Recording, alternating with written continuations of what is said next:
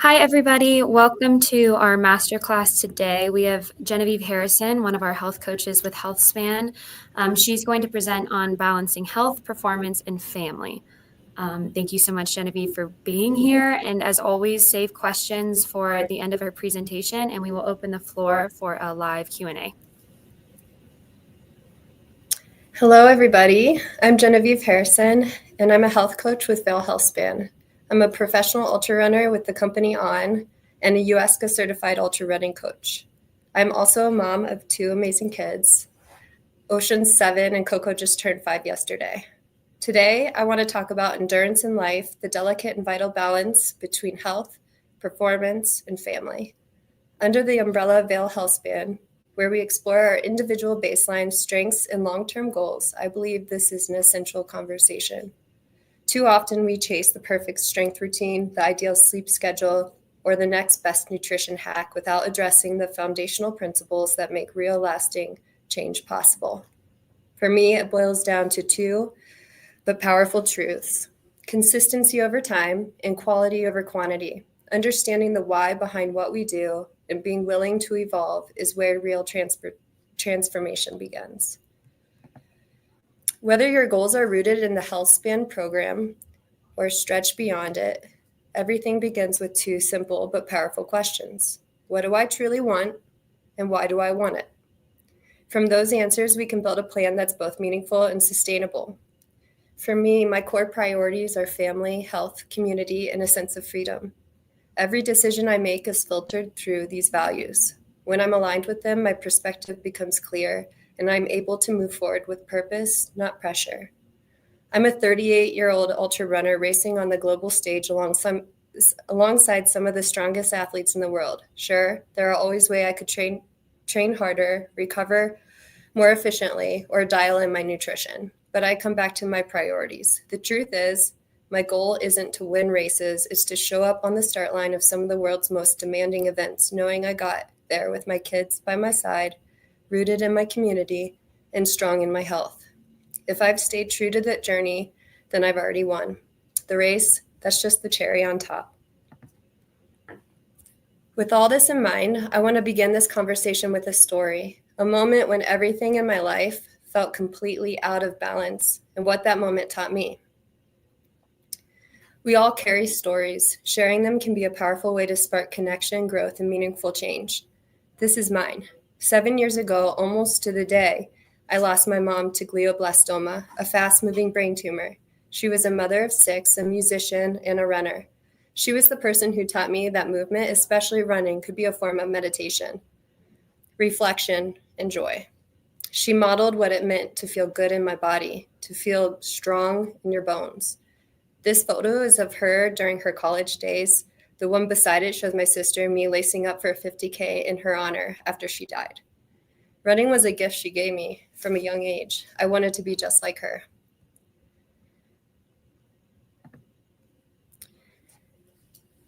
When she was diagnosed 8 years ago, I was pregnant with my first child. She passed away 1 month after my daughter Ocean was born.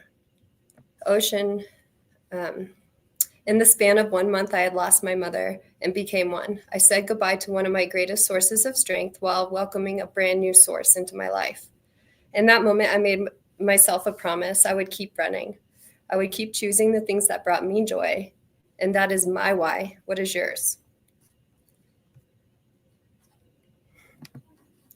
In 7th grade, I fell in love with running. Track and cross country made me feel free and alive.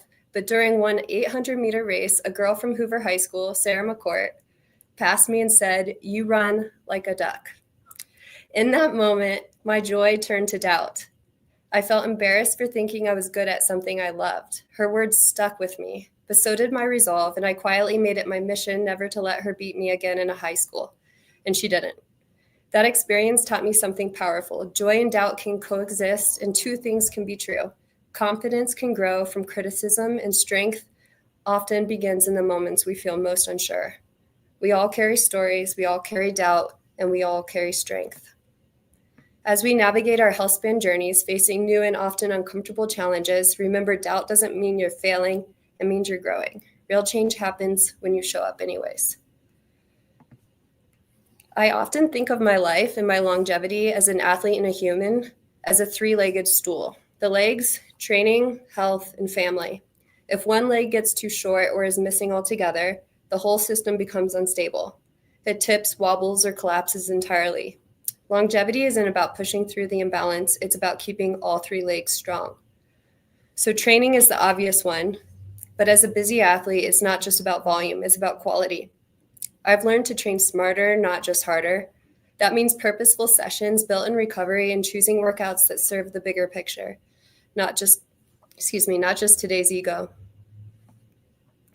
Health is where we often cut corners, but no training plan can outpace poor sleep, nutrition gaps, unmanaged stress, or hormonal imbalances.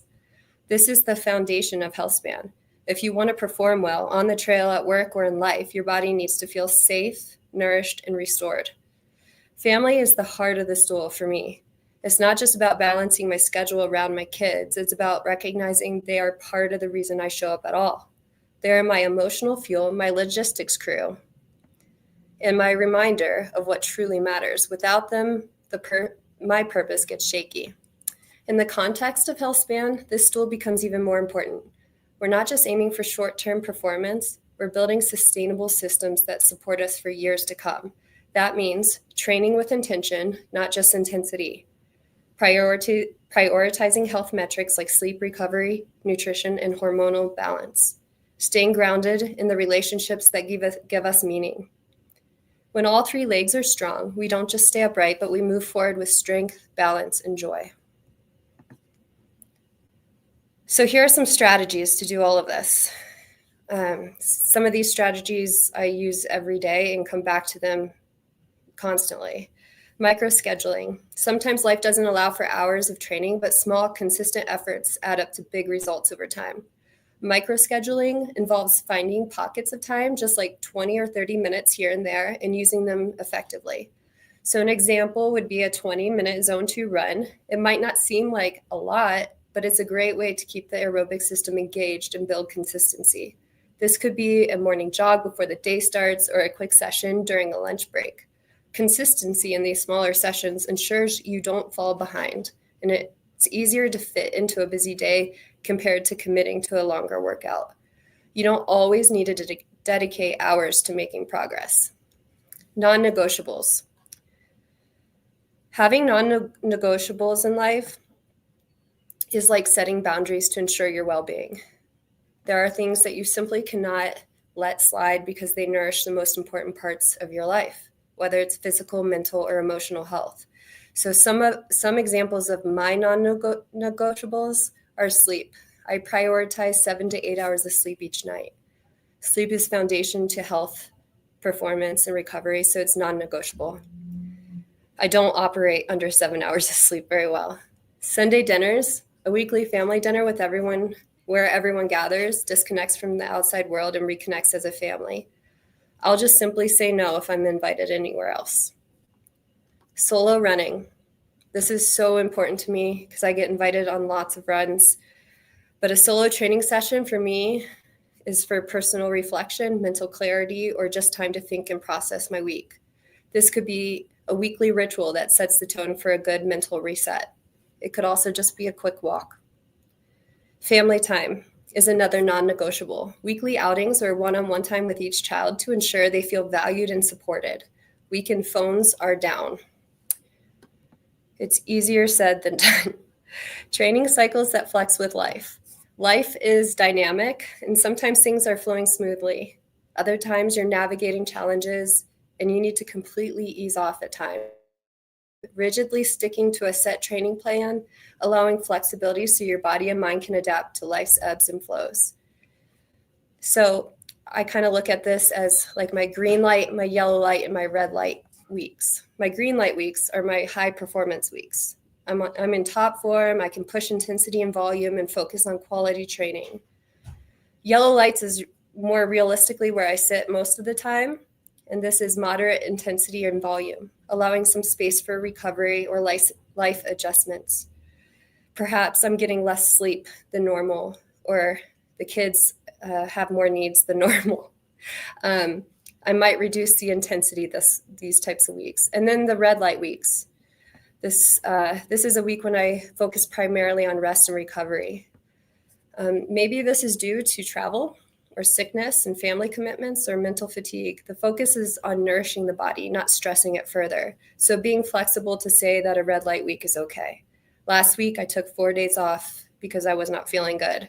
4 days off is a lot of days off in a row, and I just had to sit with it and relax. Involving the family is another strategy. Training doesn't have to be solo or separate from the family. By integrating your loved ones into your training, you not only stay connected with them, but also create enjoyable and memorable experiences. So one example, and one of my favorite examples of this, is the kids were home one day in the summer and I had 3-minute repeats up a hill. I think it was like times 6 or 7. And I didn't get it done early enough in the morning. So I took them out in the double stroller. I warmed up to the trail.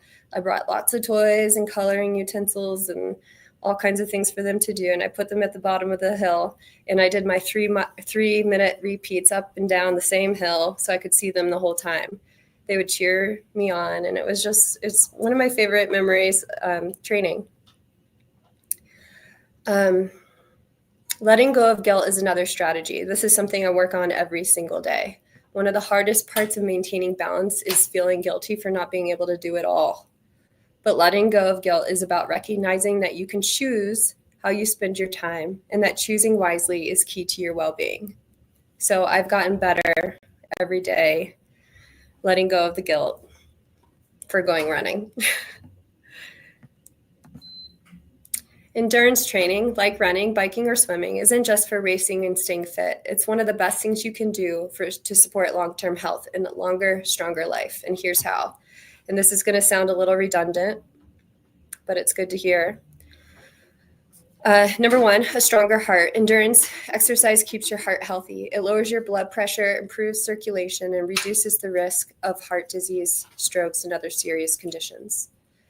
Better metabolism. It helps your body use oxygen and fuel more efficiently. That means you burn fat better, control blood sugar more easily, and reduce your chances of developing type 2 diabetes or obesity. Sharper brain. Endurance workouts boost brain chemicals that help grow and protect brain cells. This supports memory, focus, and helps prevent diseases as you age. Stronger bones. Activities like running and hiking help maintain bone density. It's important for preventing osteoporosis and staying strong and injury-free later in life. It also improves mood and mental health. Regular movement lowers stress, anxiety, depression. It boosts feel-good hormones and helps you manage daily life with more resilience and clarity. And functional strength and independence. Endurance training also supports your muscles and balance, making it easier to stay active and independent as you age, whether that means hiking with grandkids or just moving confidently through your day. And then lastly, everyone needs a support system. What is your support system and how can Healthspan, us health coaches, be a part of it? So this is one of my favorite pictures because it's at an aid station at mile, I think it was like 50 of an 80-mile race. And my husband's seen there putting water bottles in my vest, and I really wanted to quit. And he gave me words of encouragement and let me finish the race that I didn't want to finish. But everybody needs their support. And knowing who those people are is really important. And then finally, endurance is not just finishing race, it's choosing to show up with love and resilience again and again. So I'm going to open it up to a Q&A now.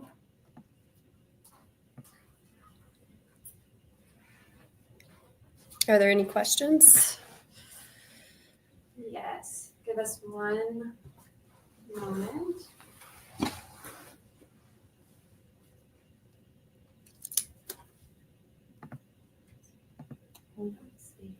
Oh, Josiah said, how do you stay motivated week after week? Luckily, I'm a pretty motivated person when it comes to my exercise, because what exercise gives me is the feeling of feeling free and alive, and healthy. But more than being healthy, it allows me to feel like free. And that is just a huge thing for me. I want to feel that. So I don't really need a lot of extra motivation. But it also gives me, working out and running gives me time away from my kids when I'm constantly doing things for them, and gives me time away from work and all of it. So it's just time to be free. Listen to my podcasts. Lily wants to say thank you for sharing your story. Truly inspirational and great tips for balance. Thank you. Another question is, how do you determine deciphering between letting something go that may be stressful or giving up? How do I decide if I'm going to let something go versus feeling like you're giving up or you're not succeeding in something? Yeah, I think it's just perspective. Like, how do you plan to look at a situation that's hard?